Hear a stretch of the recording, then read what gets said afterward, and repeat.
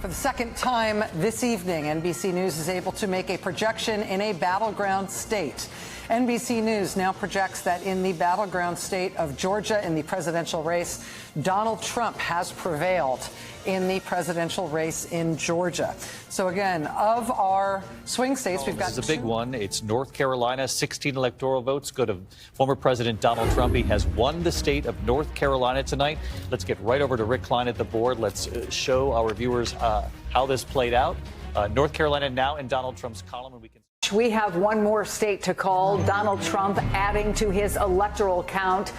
NBC now projects he is the winner of Michigan and its 15 electoral votes, state that Joe Biden won in 2020. NBC News has a projection to make in the presidential contest in the swing state of Pennsylvania. NBC News now projects that that presidential contest has been won by Donald Trump. The Fox News decision desk can now officially project that Donald Trump will become the 47th president of the United States. The former president's comeback will be complete with a win in Wisconsin, a state that he narrowly lost 4 years ago. He is now the second president in U.S. history to win non-consecutive terms. The first was Grover Cleveland in the late 1800s. Senator J.D. Vance will become the 50th. Hello, everyone. Welcome to the Electorate Podcast. I am your host, Ian West. And Donald Trump is now the president of the United States of America for the second time. Want to start this podcast by saying I am in a modest state of shock. I guess it's nothing quite like prior elections, because if 2016 and 2020 taught me anything, it's that the polls do have an unfortunate tendency to underestimate Trump. And even the polls there towards the end were, basically saying it was close to a toss-up, but leaning towards Trump. And there was still some polling late in the cycle, particularly Ann Seltzer, her Iowa poll that came out just a few days before the election, saying that, Harris was leading by 3 or 4 points there. Obviously, that was a big miss. But as we saw, not only was Kamala Harris beaten, she was beaten badly. It really wasn't very close. Almost every county across the country, every demographic, she lost everywhere. Compared to Biden's numbers in 2020, she receded in every major category. I think this election sort of serves as a scathing rebuke to Democrats and a signaling that possibly more of the country is shifting further right on the political spectrum. What is the cause of this? That's something that we're going to really be going over the next several months and years as we head into the 2026 midterms and try to at least take Donald Trump's lame duck presidency and only make it effective for hopefully 2 years. This feels a lot different than 2016. Back in 2016, it almost felt like the country just made a huge mistake, right? Like we just underestimated Trump, and we thought that Hillary was the president in waiting. Maybe we didn't take the campaign as seriously as we should have, and Donald Trump ultimately became the president. And there was this moment after where people got up in arms and angry, and they didn't feel that, didn't feel so much defeated, at least not for very long, right? People sort of signed up to run for local office in record numbers. We ended up getting some incredibly talented politicians in the House and the Senate, politicians like Alexandria Ocasio-Cortez. And it really felt like at that time that it was this big movement back towards the left, back towards taking the country bluer again. And unfortunately, it didn't really seem to stick. And whether that's, we once again rested on our laurels or we had some, two different pictures for the Democratic Party inside of the Democratic Party, one wanting to kind of maintain the old school approach and one wanting to sort of be more progressive and put forth more progressive policies to help people. And 2020 comes around and Joe Biden wins the election. But we saw the same underestimation of Donald Trump in the polls that we saw the first time around. So what was supposed to be this kind of massive gap became this very small margin of victory. You look at that election and you say, okay, over several battleground states, maybe 40,000 votes ultimately ended up deciding it. And I don't think we did a good job of learning our lesson from that election, because it was like, okay, well, we got Donald Trump out of office. We won, no harm, no foul. Even if it was close, we got the desired result, and people are going to see sort of how we govern and how we do things. And obviously, Joe Biden took over in the middle of a global pandemic. And the first primary responsibility of the Biden administration was to try to solve that problem, try to bring the numbers of cases, the numbers of deaths down to a figure where we could get back to normal life. And that's how he spent most of the first part of his presidency, was doing that. And then from there, it was like, okay, we obviously have an economic problem. Okay, we are possibly staring down the barrel of a recession. So from there, it was, okay, we gotta stave this off. We've gotta make sure that we don't have a recession, because it's not just going to impact us. It's going to be a global recession. Everything's going to fall apart on us. And then they did that. And during this time, we had pretty rapid inflation for our country, and it hurt a lot of people across the country. Low and middle income people suffered the most, very obviously. Even upper income people, viewed it as a big problem in their lives, and obviously it is. Prices go up, people don't like that, and that is one of maybe the number one causes of administrations sort of falling apart, not just in the United States, but globally, is inflation. People do not tolerate inflation. And that is one of the big issues. It was always the economy was number one. How are we going to deal with the economy? But inside of that, such a giant bulk of that issue that people were concerned with was inflation. And, the Biden administration with Kamala Harris as VP did a lot of things to start easing inflation. And we saw, a few months before the election, the Fed dropped rates for the first time in several years. Now that the election has come and gone, they've dropped it another 25 basis points today. But things were looking better on the inflation front. But I don't feel Democrats did a very good job of that being the message, right?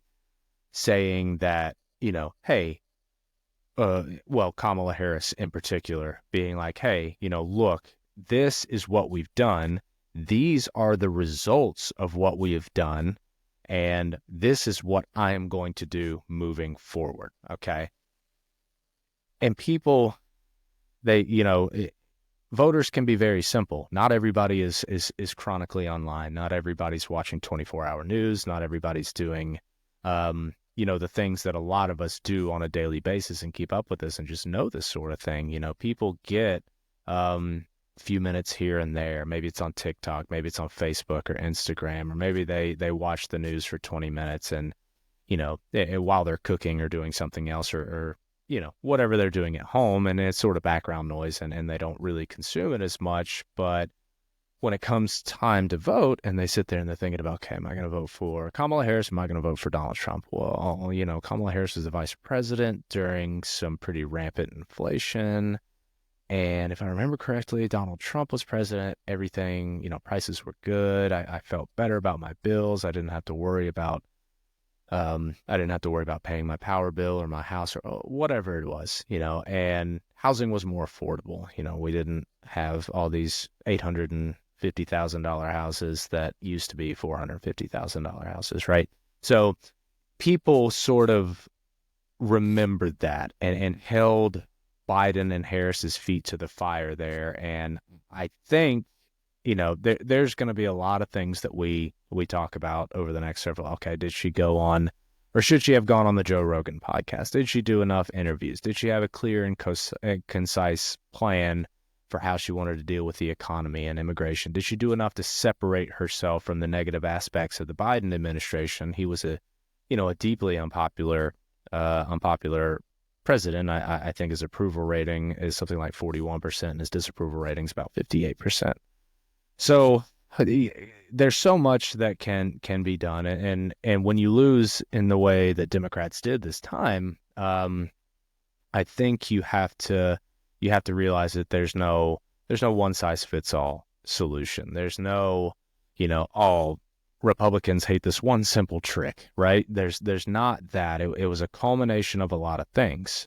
But we know that inflation was a big thing for a lot of people, and particularly for the less informed voter. They remembered what it was like.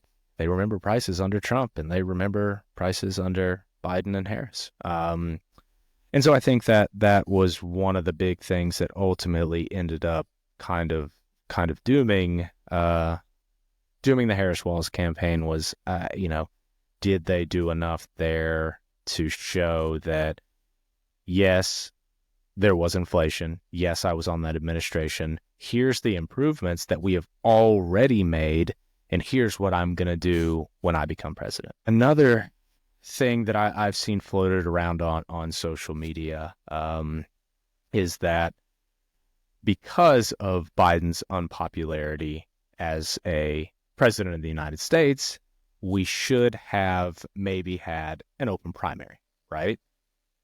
And when Biden dropped out, there was a little over 100 days to the election. And I'm not sure that an open primary really would have, I don't know that it would have helped. Obviously, we'll never know for sure. We have no idea. Maybe it would have, maybe it wouldn't. My sort of personal belief on the matter is, okay, a little over 100, maybe 110 days till the election when Joe Biden dropped out.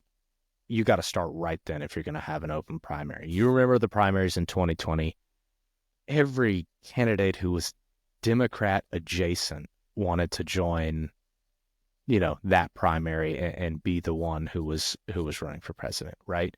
And I anticipate it would have been the exact same thing this time around. You would have had dozens. I mean, I'm not kidding. You might have easily had a dozen. You might have had 20. And you could have trimmed that down to the ones that were serious. I'm sure the party could have been like, hey, this is not for you. This is, we don't have time for this. We need somebody who's got the name recognition. We need somebody who knows who has the experience. We need, dial it in and say you can get it down to maybe 6 or 8.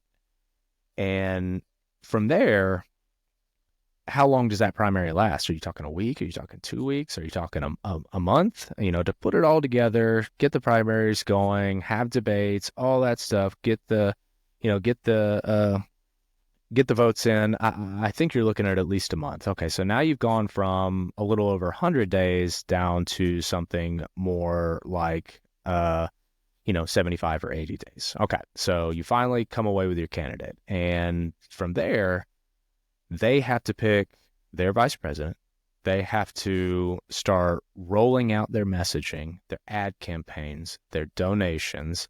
And, sort of speaking of donations, would the primary have gotten messy enough that, people would have been upset with that their candidate wasn't picked? Obviously, we all kind of remember 2016, Bernie versus Hillary. And, could we have seen something similar, right? Could we have seen sort of a maybe it just gets down to two candidates and it's, by the time we choose one, the party is split. And have you done damage from that point, trying to bring them back on board? Would they have all come in and sort of supported the candidate who made it out of the primary, even though it wasn't the one they wanted, And if they did, if you say you could wrangle them back in, how long would that have taken? Kamala Harris began getting sizable donations, record-setting donations almost immediately.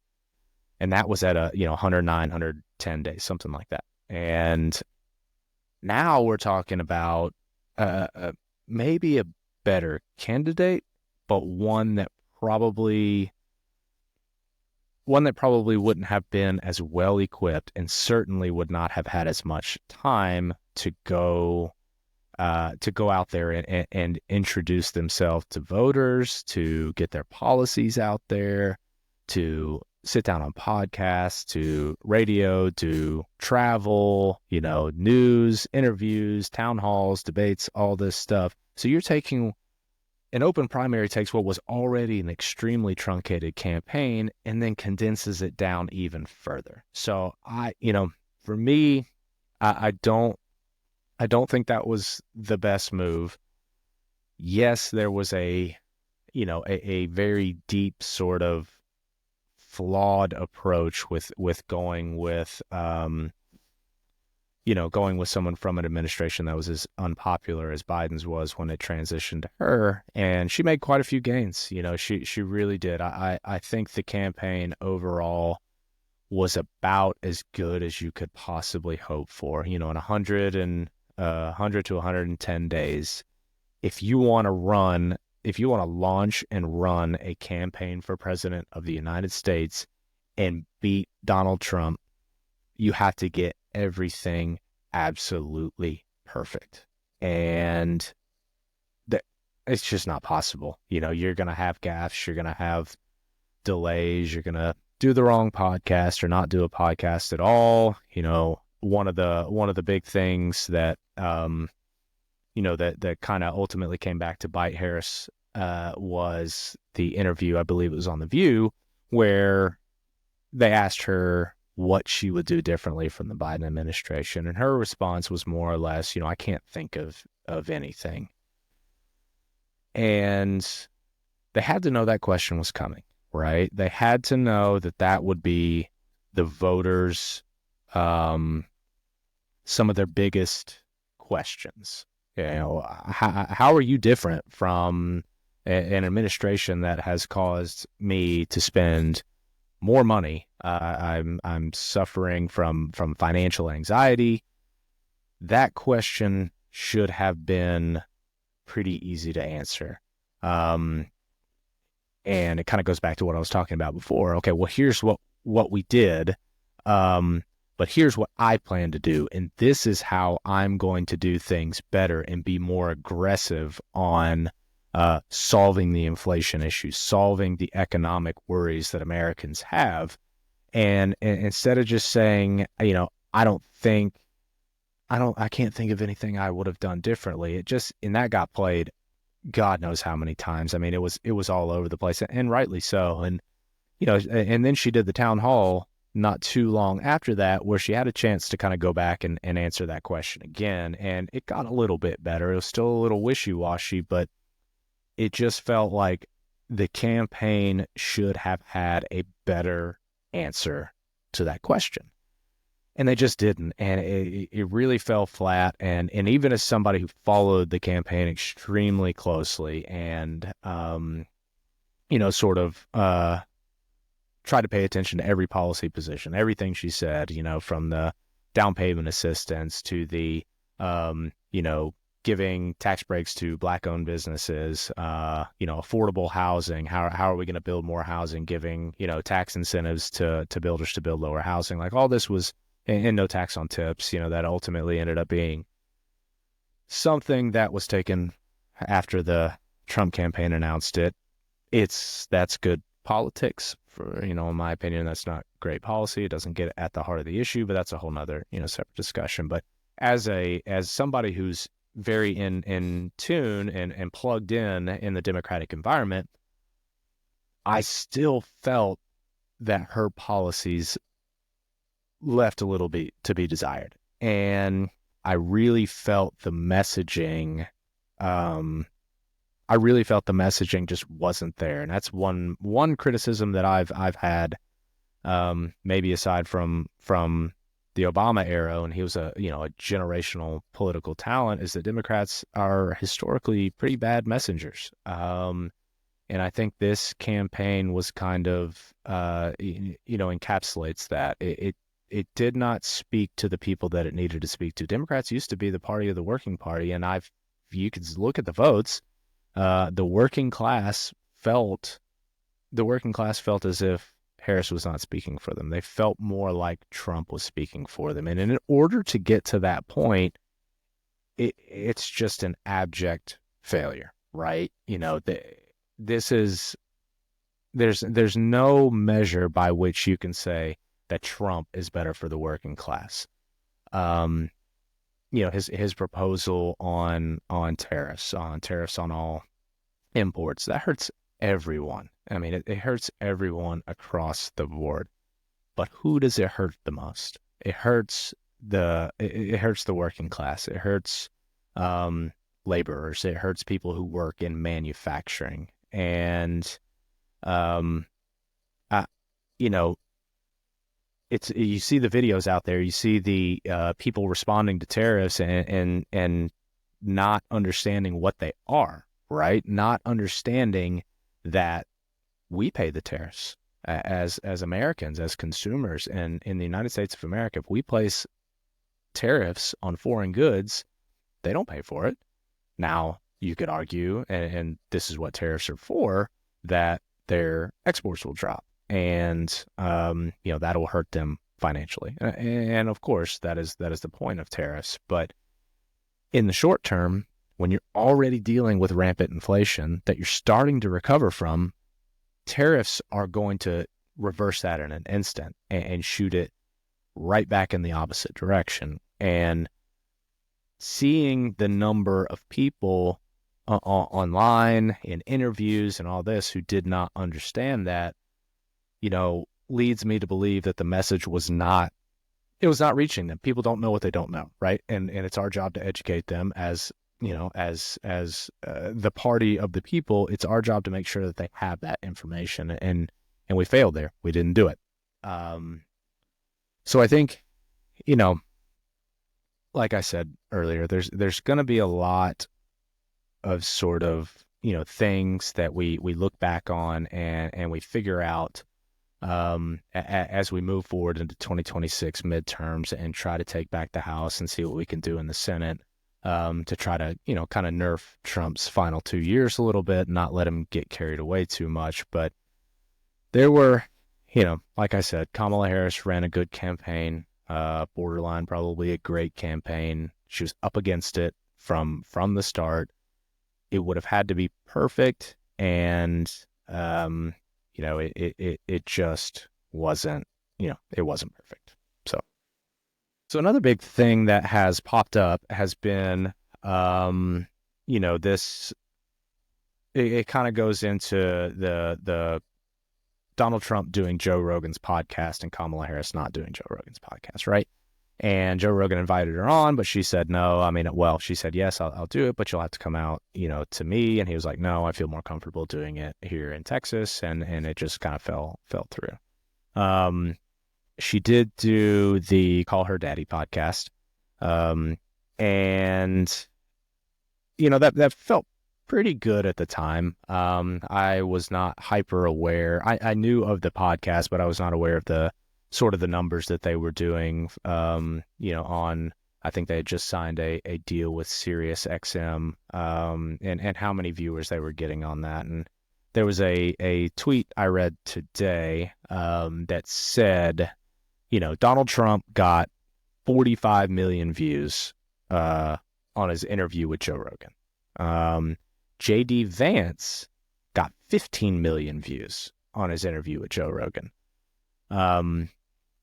Kamala Harris's interview with Call Her Daddy got 800,000 views. And while that's not nothing, in the final weeks or final month of your campaign, it's really hard. It's really hard to think of, okay, 800,000 views being sort of worth your time. It really feels like, especially when the opportunity presented itself, that you could have showed up on Joe Rogan's podcast. Typically, he's kind of a softie. He might throw one or two at you that you've got to at least think about or deal with. It felt like that was something that would have been a home run, right? That felt like something that would have really done well for her with younger men and male voters in general, because he has such a big audience. And whether or not it would have done 45 million like Trump, I have no idea. It would have certainly been in the tens of millions. I have no doubt about that. So that all led to kind of a discussion. You look at the top podcasts on Spotify and on all over the place, and a lot of them are covered by right-wing podcasts. You've got Tucker Carlson. I think Candace Owens has one that's up there. But the Joe Rogan podcast is maybe not overtly right-wing, but I would imagine a sizable portion of that viewer base is definitely right-leaning. So you have a sort of an opportunity to reach out to them, reach across the aisle a little bit there. You've also got a bunch of viewers that maybe aren't right or left leaning, maybe don't care, maybe don't know, but are interested in maybe voting for the first time, and they see Donald Trump on there being himself, and Kamala Harris on there appearing more outgoing, more joyful, more knowledgeable, more well-spoken, actually saying something instead of just doing the weave or whatever he calls it. So I feel like that opportunity was kind of missed. And like I said, this kind of pushed towards the conversation. Do liberals need an ecosystem that functions similarly to the Joe Rogan podcast and the Tucker Carlson show and Candace Owens? Do we need a bigger presence out there in media? And the answer is yes. We definitely do. So a lot of criticism of Donald Trump down the stretch is like, why is he going to these blue states? Why he can't win these? What the heck's he doing in New Mexico? And why is he going here? What is he getting out of this? And that to me is sort of an old school way of looking at it, right? Because local media is getting less and less influential. And yes, going to these cities is important. You've got to go to the battleground states. You've got to have your rallies there. You've got to be seen. You've got to talk to the voters. You've got to do all those things. But people are going to get tired of that, right? They're not going to pay as much attention. So if I'm a voter in Pennsylvania and you're going to North Carolina and you're hitting Asheville and you're hitting Charlotte and you're hitting Raleigh all in a row, I might care that you're in North Carolina, but I'm going to lose interest pretty quick there. As a voter in Pennsylvania, I'd be like, okay, well, you're in North Carolina for the next 2 days. That's fantastic. And then you go to Wisconsin. I'm like, okay, all this tracks. This is what a normal campaign does. And then you go to, say you're a Republican, and you go to New York to have a rally, and you're a Republican voter or even an undecided voter in Pennsylvania or a swing state or something. You're looking at that and you're like, what the hell? Why is he going there? Let's see what he's up to. So it generates, it's a switch up. It's a change up. It generates interest. People are wondering why you're there. They might tune in when they otherwise wouldn't have, because they think you're just going to another swing state or something like that. You've already played the greatest hits, over and over, and you're probably still doing that in the random state that you're going to that you have no shot in, but at least it generates a headline, or it generates some interest that wouldn't have been there otherwise. So, we have to understand that the environment of elections has changed. The media environment is different. It's not, going, like I said, to cities and having these rallies in swing states and going on the news is definitely still important, but we've got to start meeting voters where they are. And where are voters? They're online. They're on TikTok. They're on Instagram. They are on Facebook. They're on, all these social media sites. And they're viewing content that is starting to be shorter and shorter, clips and snippets and here and there. And if you're lucky as a political candidate, say you go on TikTok and you have this ad put together, this clip of this interview you did, or when you went somewhere different and did something a little strange or a little interesting, you've got maybe 10 to 15 seconds to capture their interest, maybe even shorter than that. It might be more like 5. It better be something that really captures their interest right off the bat, the moment they see it, and then keeps them at most for 10 to 15 seconds. And then you just hope that 10 to 15 seconds was enough to stick in their brain. Is that going to make them vote for you? Maybe not. Maybe. For most people, I would say probably no. But that's why you hope that the next one captures their attention as well. So maybe this is an aggregate. You're building this over time, and 10 seconds here, 5 seconds here, 15 seconds here. Maybe you get them to actually look at a longer clip of 30 seconds finally. Okay, well, I liked what I saw before. Maybe I can just watch this whole clip this time. So we've got to do a better job of reaching these voters where they are, getting their attention, and letting them, see our candidates all over the place, multiple times, short bursts. Keep it going, keep it coming through. And that way, when it comes down to election time, I should vote. Let me think back to, okay, well, I heard, XYZ candidate say this, and this, and I agreed with it. And their ads were good. They spoke to me a little bit. They were quick. So, I'll vote for that candidate. I think that is really going to be kind of the path forward for the party as a party that, wants to reach the working class, wants to reach a younger electorate, and that's really kind of the way to do it.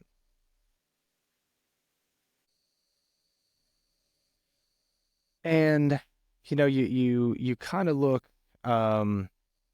at the way Donald Trump has done things in particular, and how he's reaching people, and most of that is through basically what you call slop.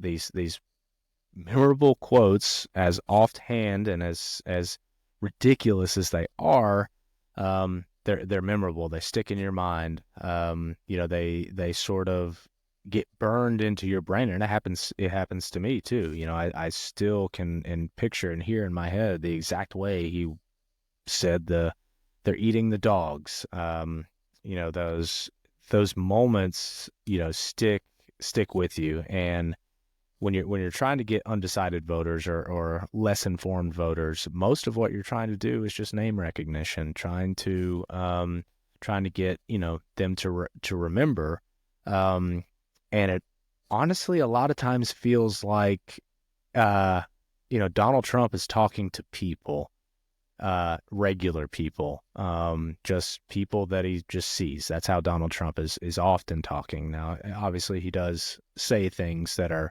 racist, sexist, just purely evil. But if you watch an entire Trump rally, it's like just some, dude is in a bar talking to a bunch of people who are hanging on every word, right? And the liberal approach it often seems to be based on talking to other liberals. Okay, how intellectual can we get with this? How do I dazzle you with my knowledge of policy? How do I dazzle you with my wonkiness? And the average voter does not respond to that. They don't feel like they don't feel like that's working for them. It's pretentious. It's just not. They feel like you're talking down to them, and Democrats do have a tendency to do that. And they get kind of stuck in their own little ecosystem. Democrats have this ecosystem, this echo chamber where they sort of say things and bounce it off other Democrats and other liberals. And if those Democrats and liberals who are chronically online or well studied or wonky policy nerds come back to them and say, yes, very good. Okay, yeah, well, that's our message. Then we're going forward with that. And then you play that to your average guy who works in manufacturing or works in retail or something like that. Or, a woman who's,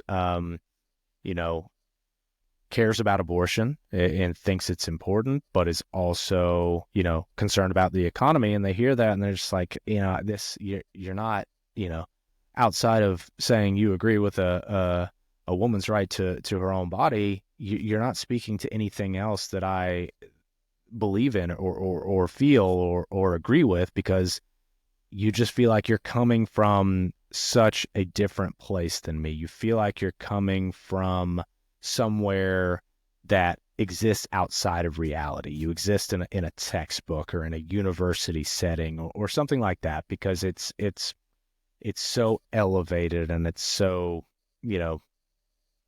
snooty, I guess is maybe kind of the word I'm going for here. So Democrats need to find a way to communicate what is a complex position, but make it palatable, make it easy to understand, make it concise and quick, and make it to where the working class voter understands it, agrees with it, and can remember it. So when they go to the polls and they've seen this, they know, okay, Kamala Harris, broad strokes, wants to give business owners a tax break. And this is why, not this, because it's going to cause this, or this, but just those salient points, those high level moments in an ad where you're finally speaking to someone where it doesn't sound like you're coming from a place that they don't understand or agree with.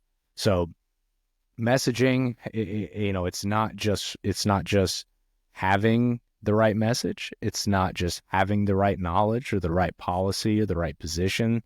It's about how you communicate it. How do you get people to not only understand you, but believe you? Think that that's what you're going to do. What you say is what you mean. And I don't need you to dive into a 20-page white paper for me to understand it.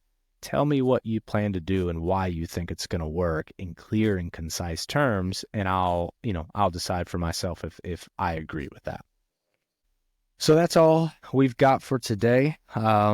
This is the first ever episode of the Electorate Podcast. I am your host, Ian West. I will be doing much, much more of these as we sort of go into the close of the year and into January when Donald Trump begins his second term as president of the United States.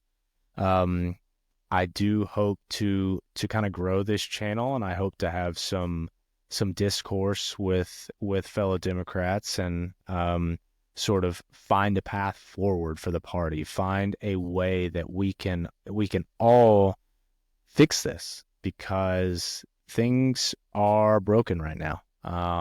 But the good thing about it is when we sort of all come together and when we all, don't give up, don't just throw our hands up and say, okay, we did all that work for absolutely nothing. The Trump has taken over, MAGA has taken over. There's nothing we can do. That mentality is not helpful, and it's not correct. Of course, there's something we can do. Yes, we're at a very particularly challenging moment in our country right now. We're at a crossroads. Donald Trump is a lame duck president, right? He's not going to be here in 4 years. He's not going to run again. So what does that mean for Democrats?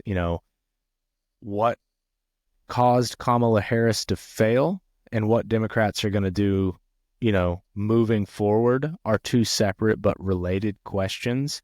But we'll also have to dive in and sort of kind of visit, okay, how do we deal with what comes after Donald Trump, right? Does MAGA survive? No one's ever been able to kind of capture what he sort of captures. So we'll keep going over that sort of stuff. I'll have guests on the podcast. I will hopefully, bring some valuable information, some valuable insight to you guys going forward. So thanks so much for checking us out, and I'll see you next time.